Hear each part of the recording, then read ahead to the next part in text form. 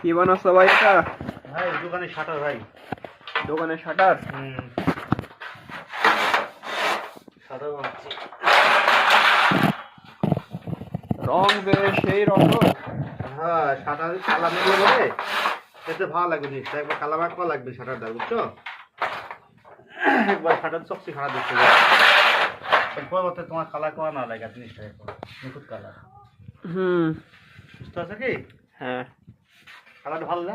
হ্যাঁ সেই colour. Colour না দিলে শাটার গুলো ভালো হবে যেত।